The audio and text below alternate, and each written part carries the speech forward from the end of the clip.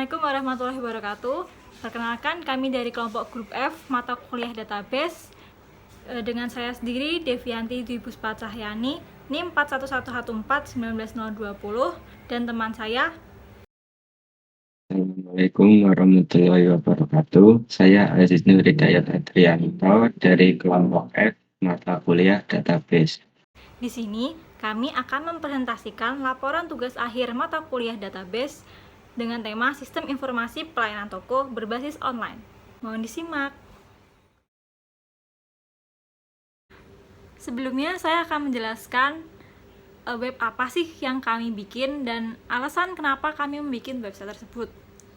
Jadi, website yang kami bikin itu website online shop atau pelayanan toko berbasis online. Alasan kami membuat website tersebut karena yang pertama dapat mempermudah mengumpulkan data dan menjangkau potensial konsumen. Yang kedua, hal ini tuh sangat relevan karena sering dijumpai dan sangat berguna sehingga efisien dan efektif. Yang ketiga, mempermudah konsumen untuk belanja di mana saja dan kapan saja karena website ini tuh 24 jam aktif. Jadi datanya tetap masuk walaupun di packingnya itu keesokan harinya, tapi datanya itu tetap masuk. Yang keempat, membangun kredibilitas dengan pemasaran online. Yang kelima, lebih menghemat biaya, baik biaya waktu, biaya pemasarannya, biaya tempatnya, biaya iklannya. Jadi nggak perlu membayar sewa toko atau apa karena ini berbasis online.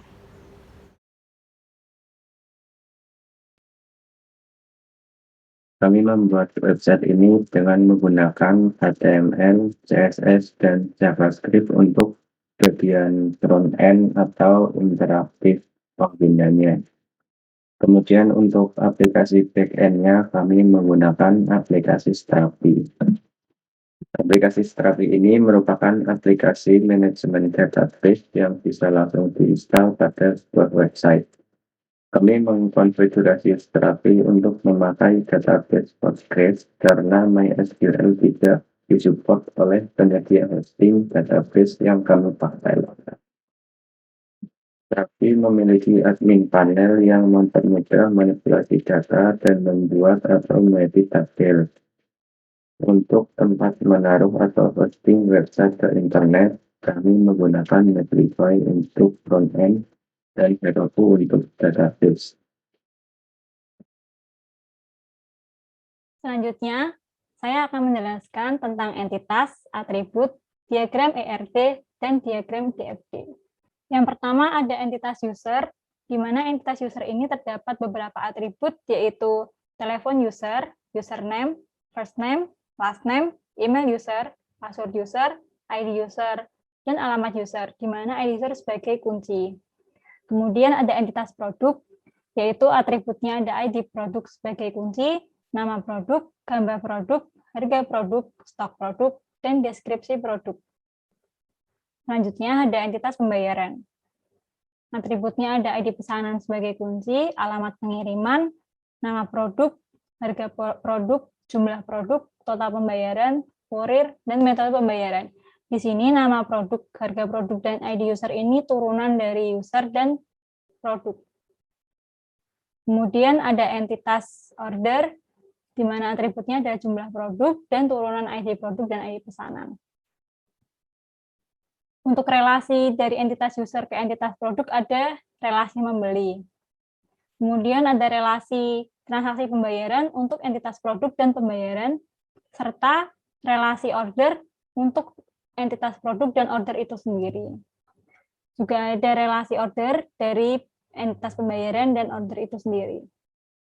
Untuk DFD level 0-nya itu, jadi ada user, masukkan pesanan, informasi pesanannya, kemudian memproses pesanan itu menjadi pembayaran, kemudian setelah pembayaran akan ada nomor resi atau data transaksinya, dan itu akan muncul untuk pengiriman barangnya itu akan dikirim kemana, seperti kurirnya apa, alamat pengirimannya kemana. Saat udah di check out, maka secara otomatis sistem itu akan mengupdate stoknya, mengupdate stok produknya. Untuk DFD level 1 ini, user akan dibedakan menjadi dua, yaitu user yang udah punya akun dengan user yang belum punya akun. Kalau user belum punya akun ini, maka user harus registrasi akun. Setelah itu datanya akan masuk langsung ke sistem user, kemudian harus transaksi produk. Setelah transaksi produk ini, datanya juga akan kesimpan ke sistem, lalu akan mengirim datanya ke pembayaran pembeli. Nah, lalu pembeli itu membayar, setelah itu stok barang akan dikurangi dan barang harus dikirim. Terus kalau penjual mau restock, maka sistem akan otomatis menambah jumlah yang barang itu akan restock. Kemudian kami mendesain aplikasi ini untuk memiliki beberapa fitur, yaitu sebagai berikut. Yang pertama adalah pengguna dapat melihat-lihat barang, membeli, dan membayar pesanan secara online. Ya, karena kita membuat aplikasi online shop. Kemudian pengguna juga memiliki akun yang dapat diedit dan dihapus. Lalu untuk bagian penjual juga harus dapat mengakses area admin dan menyelesaikan pesanan dengan relatif mudah.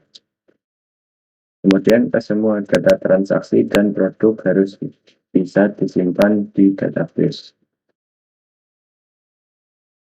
Oke, di sini saya akan mendemonstrasikan website kelompok kami. Yaitu ini tampilan utamanya, selamat datang di Vikator Spare Part and Carecat. Pertama-tama kita harus sign up dulu kalau belum punya akun. Ini ketik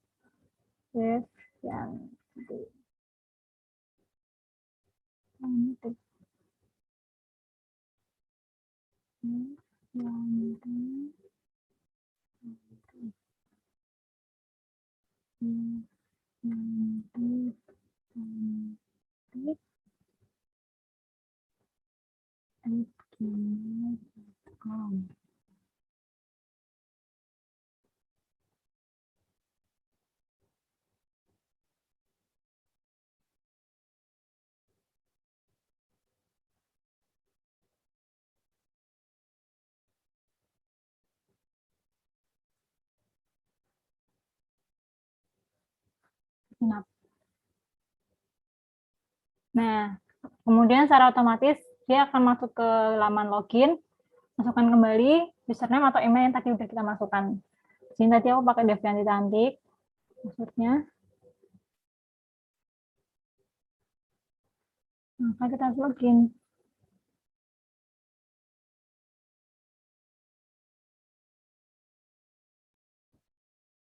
Kemudian muncul tampilan seperti ini. Untuk tiap produknya ini bisa dilihat deskripsinya kalau kita nggak tahu itu produk apa. Jadi seperti ini, misalnya AC cleaner mobil, ini AC cleaner dengan suatu cairan kimia, bla bla bla bla bla. Seperti itu.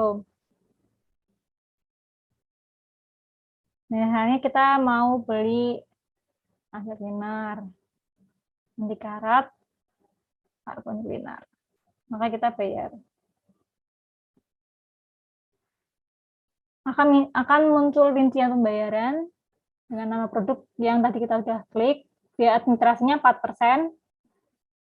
Ini totalnya. Kita kasih alamat pengiriman, jalan, sama-sama, misalnya gini. K60.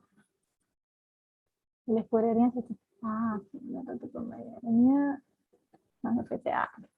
Nah, kita akan bayar.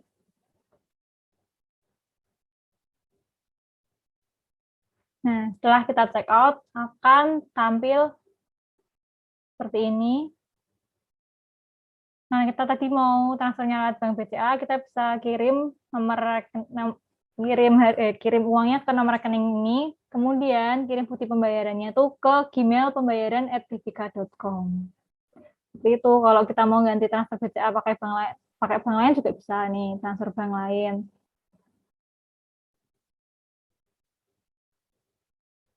Atau mau pakai COD. Jadi nanti setelah COD itu, setelah seperti ini, maka sistem akan menyimpan data secara otomatis. Jadi barang akan dikirim dan si pembeli ini akan membayarkan saat kurir datang ke rumah. Seperti ini. Selanjutnya, untuk hasil codingannya akan disampaikan oleh teman saya. Terima kasih.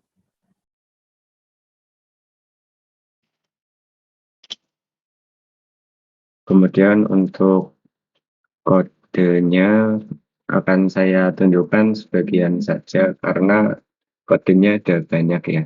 Jadi ini untuk pertama bagian HTML-nya untuk homepage-nya. Jadi simbol saja ada title-nya, kemudian ada bagian gambar-gambarnya, ada selamat datang, lalu ada logo, lalu di sini ada tombol login dan tombol sign up, lalu terakhir ada tombol request button atau jika pengguna tidak ingin membuat akun dulu.